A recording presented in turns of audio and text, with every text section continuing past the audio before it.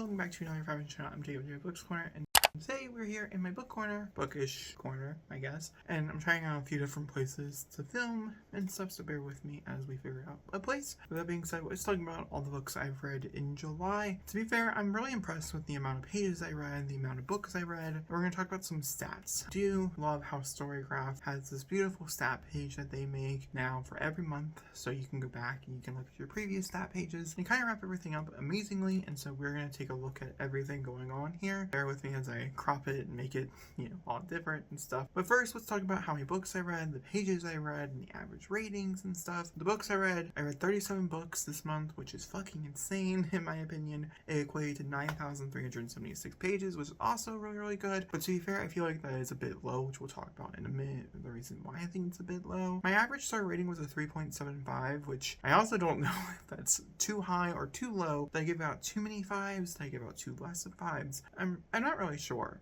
to be fair. Moving on downwards, my average book length this month was 250 pages, which is why if I think, which is a bit 50 more pages up, we could have been really working. And so a goal of mine in August is to read a little bit longer books. I don't really know if that goal will be accomplished. I do have a few different things, but that is the hope. The average time to finish a book through this month was a single day, which I felt like was really cool. I'm really happy about that stat as well. And it was all because of Storygraph, because Storygraph had this thing where you had to go in, you had to update every day that you read, and it really has kept me accountable for going on 60 days or something like that. So it's a beautiful feature that I highly recommend. The next thing I want to talk about is a little bit of this graphic talking about how many books I read comparatively. So the top category this month was horror, second category being fantasy, then science fiction. A little below it, and then we'll put comics, manga, graphic novels, that stuff a bit below as well. They're not combined here, but you can see that comics alone is 10. That does not include the manga and the graphic novels, and sometimes they do interchange in this graphing. The books don't equate to the actual amount of books I read. It just equates for all the categories that they're based in. So I read some horror graphic novels that I'm sure are part of this as well. But you're going to see I've read a lot of graphic novels this month because I've been reading about a graphic novel or two on a lunch break all month, and I've really enjoyed this experience, and I do plan on continuing this experience, but that's kind of the reason why. That being said, if we jump down into just the pages, this is what my page stats look like, how many pages I read every month. I'm just going to put it on the screen broadly. That being said, let's go ahead and jump in, starting from the very top of the month to the very end of the month. There are 37 books to go through. I will not lie to you, at certain points during this video, I'm going to say I read 7 of these. Let's talk about these. There are a few series in here that I tried to pin, mostly graphic novel series. That's what we're going to talk about. There's a few other series that I've read multiple of that you're going to see as we go through this list, but I'll talk about them individually just because they are rereads and I find rereads to be quite interesting. Speaking of reread, I did start with The Anti-Relationship Year this year,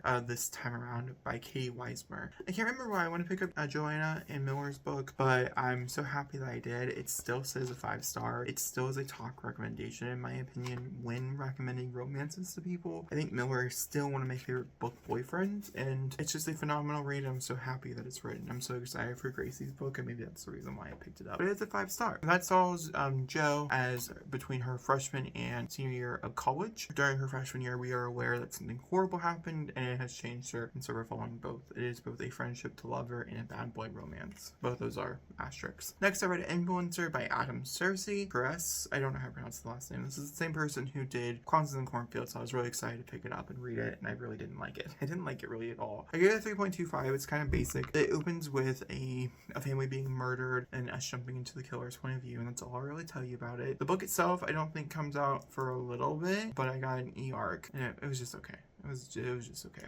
I don't know if I'd highly recommend it broadly, but I'm sure some people like it. It just wasn't really for me. It has a lot to do with social media and that type of stuff. Just really wasn't for me. Another one that was really disappointing in my opinion is Dead Silence by S.A. Barnes. This is one of those ones I was so looking forward to. This is Titanic in space, so this group of people end up trying to pull a heist and weird things start to happen, and it was just really boring. I found it really, really repetitive and really, really boring, and I didn't really enjoy it at all. Like I said, eventually gave it a 3, and I still think that might be just a little too high in my opinion. Then I read The Gilded Ones. The Gilded Shadowed Ones is the first book in the Deathless series by Nanowrimo. This is one of those books I was really looking forward to reading, and it kind of worked, but it didn't kind of work. It's a young adult book, and so I do think there's parts of it that are held back because of that. But overall, I really, really enjoyed it. This is about a group of people who can just continue to die. They wake up and their wounds are healed, doesn't matter how they die. There's a few ways you can kill them, and it's about this, back and forth, and I felt like a lot of it was really, really good. I do plan on continuing reading more in this series. I think there's a trilogy. I do plan on reading the rest of them. I just haven't got to it yet, but I gave it a 3.75. That being said, I read Nothing But Black and Teeth next. This was because I was trying to do something with my car and I didn't end up doing it because Cassandra called. Nothing But Black and Teeth is an interesting, it was also a reread, and I was really nervous to reread this one. This was the book that got me into Cassandra Claw, and as you guys maybe have known, I have not really enjoyed anything else I've read of hers except for this one. And this one, a lot of people do not enjoy, and a lot of people enjoy her other stuff. And so I really did think this is like a one-trick pony. It still was amazing. I still loved it. It's still weird, still gory. Exactly what I thought this book should be and is. And so I'm a very big fan. I'm very happy that I have it in my life and that I have read it. Something that was super disappointing though, moving on to the next one, is Spider-Man and Deadpool Volume 0. It didn't work for me for one reason, and I didn't realize it when I read it. This is a collective edition of a lot of different Spider-Man and Deadpool stories. I thought it was building into a bigger story, and it does not. And so I was just really annoyed with it the entire time. I gave it a 2. I don't really think it's the book's fault, but I was disappointed. I was disappointed while reading it. Another one that I felt like could be kind of good would be The Woods by Volume 1. This is by James Tyrion. I've never read a James Tyrion before, but I was really curious. It said it had Stranger Things, post-apocalyptic vibes. I guess there's parts of that really do work here, but ultimately I just didn't really enjoy it. So with these kids, end of the world, that type of thing. It was a 3.25. If you're looking for a new graphic novel to pick up, a new series to binge, I don't think I'm going to continue on with it, so I would have a hard time recommending it. One that I definitely am never going to recommend to anybody is Thumbprint, though. This is by Joe Hill. Joe Hill is a controversial writer, in my opinion. This is Stephen King's son. I thought this was atrocious. I thought this was offensive, in my opinion. I landed on a 1.5. I think it's absolutely disgusting what goes down here. I think it's a horrible, it's a very truthful story and take, but I don't think I don't think there's a point for this to be written anymore, in my opinion. Then I read Night of Mannequins by Stephen Graham Jones. This is the first Stephen Graham I think I read this month. It might be the only Stephen Graham. No, I read 2 this month. I take that back. And Night of Mannequins was definitely, I think, one of the better ones, but they were so similar. Oh my god, the 2 that I read were so similar. This is about a boy friend group as they find a mannequin, and then they believe this mannequin has come back to life to murder a bunch of them for reasons that I won't get into. And it starts out really, really good, and I feel like it devolved into something kind of okay. So I went on 3.5, but I could see the hype. I could see why people think this is one of his best. I don't. This doesn't touch the perfect trilogy that is behind me, but it's fine. Moving on, I read a ton of Attack on Titan, so let me just go through those really fast. I'm only going to throw out Volume 9 for the sake of sakes, but I read Volume 9, Volume 10, Volume 11, 12, 13, and 14 this month. The ratings go as following. Volume 9 is a 4.5, Volume 10 is a 4.5, Volume 11 and 12 are both 5-star reads. 13 and 13 is a 4.5, 14 is a 4.25. Ultimately, I really liked what the series was doing, but it's still oh my god, it's so good. I have more to read this month as well. This is part of the reason why it became so big, the reading month, was because I was reading them so quickly. They're about 200 pages a piece, and I feel like they're so true to the actual, the TV show is so true to the manga, which is such a cool experience as a reader to see something adapted so beautifully and get to love it in both regards, with a little bit of character development in both regards as well, which is pretty cool. Big fan. In the period of this, I moved houses. I have a moving vlog coming up. I had a reading vlog just come up about the books I read, so these books are going to be similar to those. I read City of Glass by Cassandra Clare, which is a 3.5. This one was a bit boring for most of it, and then it got super good by the end, and I was really impressed. And things. I read this. This is the 3rd book in the Mortal Instruments series. The Mortal Instruments stars Claire as she realizes she is a shadow hunter, and things start to happen. I'm reading it in timeline order, so you're going to see there's a few novellas we're going to have to go through here in a second. So because I'm reading it in timeline order, there is a little story in between. And that one is one of my favorite shadow hunter books of all time in the series. I love the Elder Curses so much. And that is the Red Scrolls of Magic by Cassandra Clare and Wesley Chu. I fucking love this book so much. I love what it does for a certain character in here, as well as Magnus and somebody else. I do not want to spoil the other person because it is an endgame type of relationship that I don't want to give away. This book alone, by the way, gives away so much. but it's so good. The cameos are great. I enjoyed everything about this. By the time she wrote this in 2019, it was like, I don't know, like 9 or 10 years after the events of the last book. And so I won't lie, there's a certain character in here who feels very different in other books in the series going forward. So reading this one in timeline order was both fascinating and also detrimental to the series overall. I think it's part of the reason why I truly had issues with the next book we're going to talk about. This was a 5. It's one of my favorites. I love it so much. If you've not picked up the Elder Curses and you've read everything else, do yourself a favor. Go ahead and read them. You'll thank me. Or you won't. They're kind of controversial in a regard because some people really don't like them, and I think you're crazy if you don't like them. I'm not judging you, but I'm also slightly judging you. Then I read City of Fallen Angels by Cassandra Clare. This is the 4th book. This was not for me. This was not for me. I mean, here's the thing. I love Mortal Instruments. Clary's story is not my favorite story. I really love the people around Clary. It doesn't even really have to do with Clary herself. I'm just going to be honest here. The events that take place with Clary and Jace in this book and the books that go forward are so frustrating to consume and to reconsume that I had a hard time reading this one. Also, Simon is a big part of these books, and it's a bit troublesome. His storylines are a bit troublesome. And I'm just gonna be honest with you, I think Cassandra Clare is just a better writer and a more inclusive and just overall a better writer. So like, I have a hard time being like, read them in publication order because you're getting this experience first and you don't understand the beauty that is coming. You have to get there. I don't know. It's a blog series. So. Then I read I Was a Teenage Slasher by Stephen Graham Jones. I'm not going to reveal the rating because there will eventually be a 5-star prediction video coming out for this, but I'll talk about it a little bit here. This is about a kid who has a peanut allergy who ends up murdering 6 of his classmates, and this is his story and his conversation. And to me, I felt like parts of this were so good, but there is one element that I had no idea. I went to this book quite blind, and there is one element that I was so like not okay with. It's not bad. It's not like it's inappropriate or uncomfortable element. There are definitely some of those things in here, but it's a Stephen Graham Jones, so let's not talk about those. It's more like I just didn't know. And then I was just watching someone talk about this book, trying to promote it for somebody else, just talking about it. I think it's Kayla. It's for her Literary Dead Book Club, but they're reading it in, I think, August or September. I think it's August. I think it's this month. So if you want to read it, that's a good way. I can't wait. I'm going to be in that live show. I'm going to comment my way through it because I have so many things to talk about with it. There was an element. I didn't vibe. I'm not going to lie. It was not my vibe. I would recommend it though. I felt like the characters were well written. I felt like the friendships are really nice and stuff. Not exactly what I wanted, not exactly what I felt like I was pitched. It's still something, and it's Stephen Graham Jones, so, it's an auto read for me. Then I read Devil's Highway Volume 2. This should have been a single book, in my opinion. This was okay. I gave it a 3.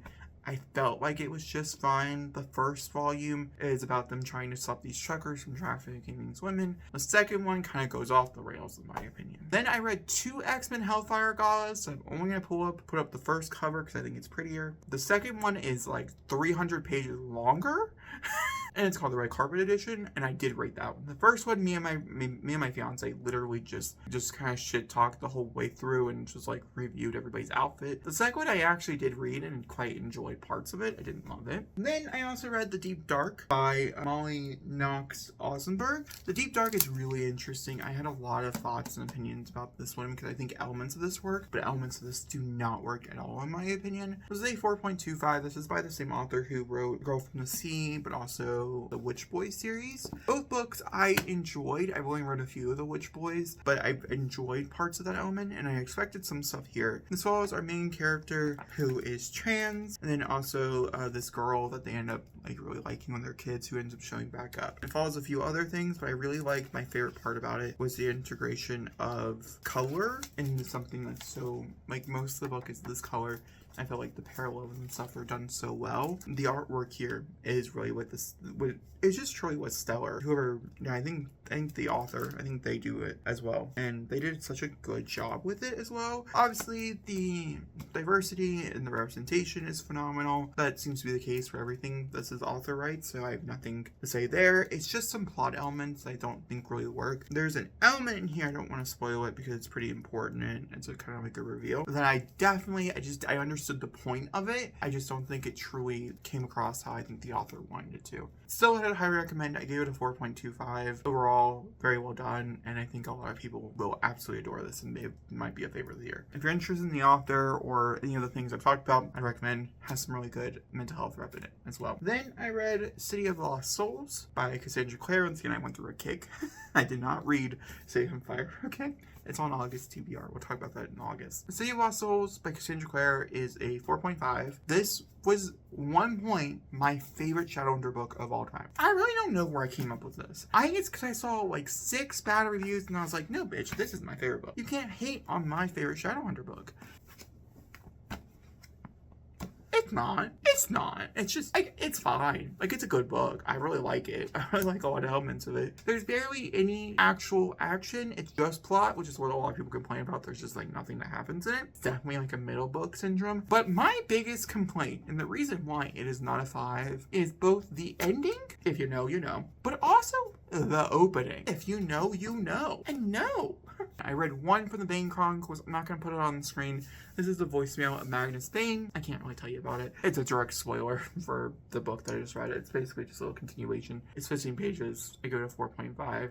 Thought it was funny. I laughed. Then I read something super contrived and I didn't like it, which is Afterlift. Afterlift has a lot of moments that I feel like could be like really good and very interesting. It's about an Uber driver who ends up taking home the devil. And the devil ends up picking up somebody to take back to hell, or not the devil, like someone, you know, someone like the delivery person to hell, I guess. And they end up grabbing a soul, and it's about her journey and stuff. And I just felt like it could have been better. I also had no idea what it was about, to be honest with you. I saw the cover. I thought, okay, cool. And the plot really took me for a ride. I didn't like. I gave it a 3.25. It is a Comic Sexology original, so if you want to read it, you gotta read it on Comic Sexology, which is a subscription service, so you do have to pay a little bit of money for it. But I highly recommend, if you're into comics, graphic novels, not so much manga. I've not really found a manga service that I love yet. Comics or graphic novels, I highly recommend Comic Sexology. I think you get a lot out of it. Then we have The House at the Bottom of the Lake by Josh Bowerman, another book that I wanted to love so much more than what it is. There's only one moment in this book that I thought was really cool and very inventive. It has to do with bodily fluids, and I was like, that rocked. Everything else was just bottom of the barrel for me personally. I felt like it was fine. It was a 3.25. Objectively did nothing wrong, but objectively did nothing right either. Yeah, it's about 2 people who end up meeting, and this guy asks this girl on a date, and they end up taking over to a lake, and ends up having 3 lakes, and at one of those lakes, there's a house at the bottom that they become infatuated with. It's a conversation about love, it's a conversation about lust and things, and what that could do to one person, so that's really what it was. Then I read The Walking Dead Volume 4, The Heart's Desire. Don't even get me started. I don't know why I'm continuing on this series. It was a 2.5. I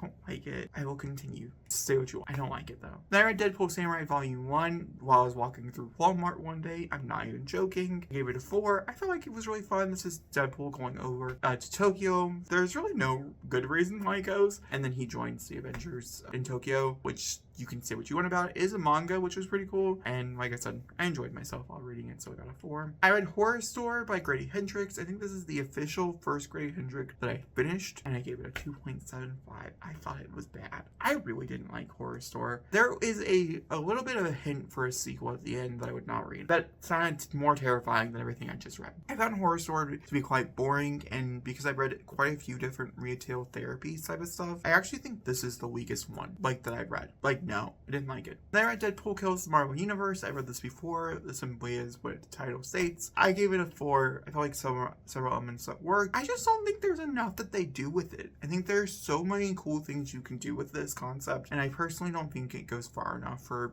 it being a parental guidance. You know, like, you have to be 18 years old to read it and stuff. You don't have to be. It says you should be. I just feel like it could go further. And then I read Something Is Killing the Children, Volume 1, Volume 2, and Volume 3, because in my personal opinion, Volume 3 is the ending of this arc. I didn't really love the main character, and that's who it continues on with. I also did not know that's who James Tyron Laura is. I just talked about him. I didn't even know that was the same creator. Something Killing Children, Volume 1 is about a monster hunter who kills children, and it kind of just goes crazy. The first one I liked, I gave it a 4. The second one was okay. I gave it a 3.5. The third one was just kind of being the bottom of the barrel, and I was kind of done with it. I gave it a 3. I still liked it, and I read them really fast, back to back. I got really infatuated with them, but I just felt like we could be better. And then I read Shadow of the Gods, which is the first book in the Blood Sword saga. This cover is everything. I just wish the book was more. It wasn't the fact the book was bad. I actually really liked the book. I gave it a 3, so don't I'm saying contradictoriness here. My problem with the source material, or just in general, is the fact that, like, I just got bored and I have so much going on right now. We are moving, my mom's about to have this big surgery. It just couldn't capture my attention and make me want to like fully focus into it. And so there's a lot of it that I need to reread. I do plan on picking it up and giving it a reread before we continue on with the rest of the series. I do plan on reading the rest of the series. And in some ways I'm super curious and I feel like the action's quite good. I just feel like if I could just get like really honed into it, I feel like I would love it. I don't know if it's a 5, but it definitely could be really good. Then I read Astonishing Times, which wants to be the next like Boys or something else like that. Superhero that's talking about superheroes. It's just okay. It's nothing great. I gave it a 3.25. I probably wouldn't really recommend it at all. Then I read Feed by Nia Grant. This is a political zombie novel. That's all I can really say. It's about these this brother and sister named Georgia and Sean, and they go off on this road trip, and it was something. I liked it. I gave it a 4.